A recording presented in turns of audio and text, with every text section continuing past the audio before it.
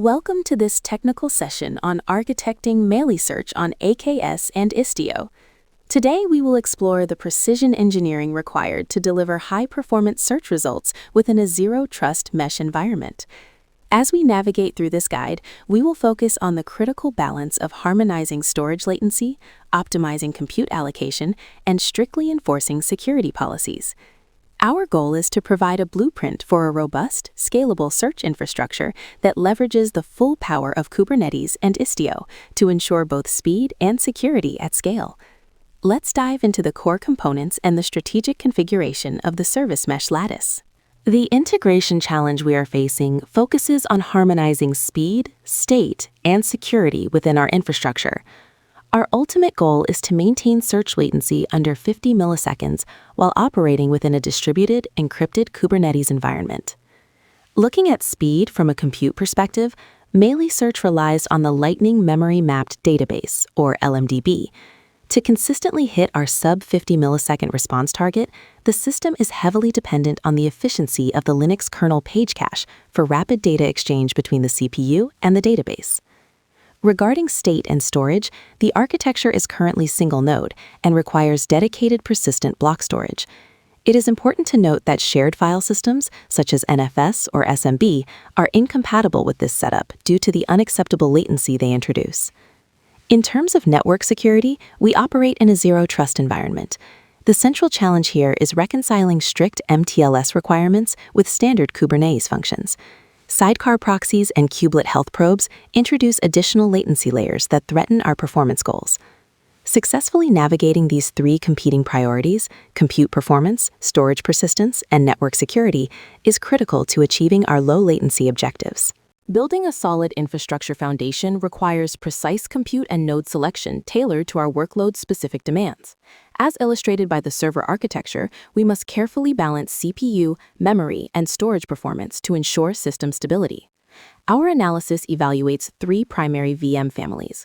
While general-purpose instances like the standard D8s_V5 are ideal for development and testing, we recommend the memory-optimized standard E8s_V5 for all production environments.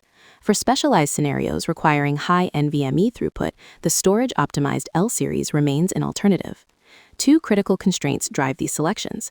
First, we require a minimum of 8 CPU cores because the indexer utilizes 50% of available cores for background updates. Second, we will standardize on Ubuntu 22.04, the AKS default, to ensure maximum optimization for our containerized operations. When designing our storage strategy, choosing between block and shared storage is a critical architectural decision. We recommend utilizing Azure Managed Disks for most workloads. This approach provides low latency and high IOPS by using the read-write-once protocol, which is essential for performance-sensitive applications or runtime and allow for much faster provisioning. Conversely, we should generally avoid using Azure Files for core application storage. While it supports the read-write-many protocol, the reliance on SMB or NFS introduces high latency. In practice, this often results in slow indexing and frequent query timeouts, which can degrade the overall reliability of the system. By prioritizing block storage over shared cloud shares, we ensure higher performance and architectural stability. To ensure data resilience against zonal failures within a single node architecture, we must correctly configure the container storage interface and leverage zone redundancy. As illustrated in the diagram, while the Meilisearch pod operates within a single availability zone, the underlying managed disk utilizes premium zone-redundant storage. This architecture ensures that data is synchronously replicated across 3 distinct zones, maintaining data integrity even if an entire zone goes offline. The storage class configuration on the right provides the necessary framework for this implementation. 2 parameters are critical here. First, the SKU name must be set to premium_ZRS to enable cross-zone replication. Second, we define the volume binding mode as wait for first consumer. This setting is vital as it delays the provisioning of the persistent volume until the pod has been scheduled to a specific node. This ensures that the disk is created in the same zone as the pod, preventing attachment failures and optimizing performance. For a successful production deployment via Helm, we focus on 3 critical pillars: security, resource allocation, and data persistence. Starting with mandatory security, it is essential to set the environment to production and manage the master key through a Kubernetes secret to maintain strict access controls. Regarding resource allocation, to ensure optimal performance, memory limits should be set to more than 2/3 of the total node RAM, while CPU limits should range between 4 and 8 cores to support efficient multi-threaded indexing. Lastly, data persistence must be enabled with a size allocation of approximately 10 times the dataset volume. This generous overhead is necessary because disk size must accommodate massive temporary files created during re-indexing operations, preventing system failures during high-intensity tasks. The core of effective index tuning lies in balancing RAM and CPU cores to optimize the trade-off between search speed and indexing speed. On the left side of our scale, we address memory management. Meilisearch is designed to utilize 2/3 of available RAM to ensure fast search performance.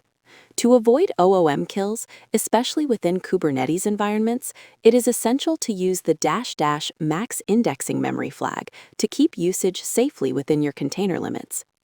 Moving to the right, we look at compute resources. The indexer typically consumes 50% of available cores by default. To maintain a responsive search experience during heavy update cycles, you can use the -- max indexing threads option to throttle indexing tasks and prioritize search traffic. Finally, we must emphasize schema optimization as a foundational step. Defining your searchable attributes before indexing is critical. Relying on the default all setting results in significant disk and memory bloat. By proactively managing these attributes, you maintain a lean, high-performance environment that maximizes both your hardware investment and the end-user experience. Integrating Istio into our architecture involves a process called sidecar injection. As shown in the diagram, an Envoy proxy is deployed alongside the Meilisearch engine within the same pod. This proxy acts as an intermediary, intercepting all external traffic and routing it to the application via loopback on localhost. To enable this integration, there are two primary configuration methods. You can either label the entire namespace with Istio injection equals enabled, or use a specific pod annotation, sidecar.istio.io/inject true, for more granular control. When planning your deployment, it is important to account for the additional resource overhead. We recommend reserving approximately 0.20 vCPU and 60 megabytes of RAM per pod specifically for the sidecar. Finally, please be aware of a critical constraint. Do not set host network true, as this will interfere with Istio's traffic management capabilities. The health check challenge arises when enforcing strict mutual TLS within a service mesh. In this scenario, the kubelet needs to perform liveness and readiness probes, but because it does not possess the necessary certificates, the Istio sidecar rejects the connection. This leads to failed probes and unnecessary container restarts, as the health check traffic is blocked by the mesh's security requirements. To address this, Istio implements a probe rewrite mechanism. As illustrated in the bottom section, Istio automatically modifies the pot spec so that the kubelet's probe is directed to the pilot agent on port 15020. This agent acts as a proxy, receiving the unencrypted probe and forwarding it to the application via a local loopback connection. This ensures that health checks succeed without compromising the strict MTLS policy for external traffic. In instances where probe rewriting is not viable, using exec command probes serves as an effective fallback, as they bypass the network stack entirely to verify application health. In this architectural overview of traffic management and timeouts, we examine how requests are routed from the client through to our backend pods. Traffic enters the system via a load balancer and passes through the Istio ingress gateway. Once it reaches the virtual service layer, we apply specific routing rules to differentiate workloads based on their operational needs. We have bifurcated our traffic into two primary streams. The first is search traffic, utilizing the /indexes /star/search path. Because these requests are optimized for speed, we implement a strict timeout of 1 to 2 seconds to ensure a highly responsive user experience. The second stream handles indexing and AI batch operations through the /documents path. These processes are inherently slower and often involve processing large payloads. To accommodate this, we provide a significantly longer timeout window of 30 to 60 seconds. This strategic differentiation specifically prevents 504 gateway timeouts during resource-intensive tasks, ensuring that our system remains reliable and performant regardless of the workload profile. Zero Trust Authorization ensures that every request is strictly verified before access is granted. On this slide, we see how authorization rules are defined with granular precision using a declarative configuration. In these examples, permissions are scoped based on specific service account identities within the cluster. The first rule, highlighted in green, allows the front-end service account to perform search operations on index paths, effectively providing public read access. The second rule, highlighted in red, restricts write access for the documents path exclusively to the ingest service account, ensuring a secure private write capability. Beyond identity-based rules, we can also implement network-level restrictions. For sensitive administrative endpoints, access can be restricted to specific IP blocks using the Remote IP Blocks field. This additional layer of security relies on a trusted proxy to correctly evaluate X-forwarded for headers. Together, these controls enable a robust, least privilege security model across the architecture. When handling large data transfers, you may encounter the 413 request entity too large error. This conflict arises from a mismatch between service capabilities and proxy defaults. As illustrated in the hourglass diagram, while Meilisearch is configured to accept payloads up to 100 megabytes, the default Envoy proxy settings are far more restrictive, creating a bottleneck that prevents data from reaching its destination. To resolve this and achieve successful ingestion, we must apply an Envoy filter to patch the envoy.filters.http.buffer configuration. The fix involves two primary adjustments. First, increasing max request bytes to accommodate larger request bodies, and second, increasing max request headers KB to support large JSON web tokens, up to 96 KB. By widening this middle layer, we ensure that large payloads can pass through the infrastructure seamlessly. Operational resilience for our Meilisearch deployment is centered on two key areas: backups and rolling upgrades. First, we leverage Velero to manage Azure Managed Disk Snapshots. It is important to note that restoring across different zones requires specific cross-zone snapshot capabilities, which introduces certain latency implications that should be accounted for in recovery time objectives. Regarding upgrades, we utilize a rolling update strategy. Meilisearch is inherently process-safe, allowing it to seamlessly resume tasks upon restart. However, we must be cautious of version mismatches between the Helm chart and the engine, as these can trigger a full re-indexing of the data. To ensure a smooth transition, always verify that readiness probes pass successfully before any traffic is shifted to the new version. This architectural overview demonstrates our comprehensive deployment strategy within an Azure Kubernetes service cluster. The infrastructure is designed for high availability, spanning across 3 distinct availability zones within a single region. External client traffic is first intercepted by the Istio Ingress Gateway, which manages ingress traffic and applies necessary routing policies. As we look into Zone 1, we see the primary application stack. A Kubernetes service facilitates load balancing and discovery, directing traffic to a pod that encapsulates both Meilisearch and an Envoy sidecar. Regarding data integrity and persistence, the system leverages Azure Managed Disks with Zone Redundant Storage, or ZRS.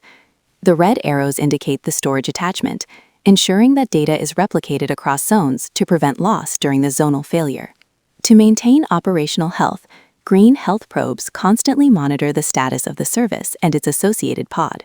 Supporting the core infrastructure are 2 essential management components. On the left, Velero is utilized for robust backup and restore operations. On the right, Cert Manager handles automated certificate management to secure our network communications. This design ensures a resilient, secure, and manageable environment for our services.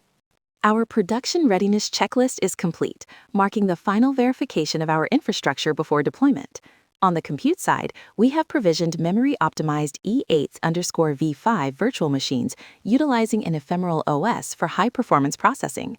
For storage, we are employing a premium zone-redundant storage class with 10 times the standard disk space to ensure both durability and scalability. Our networking configuration has been validated, with Istio MTLS probe rewrites successfully verified on port 1520. Regarding traffic management, ingress timeouts have been extended to 60 seconds to accommodate intensive indexing operations.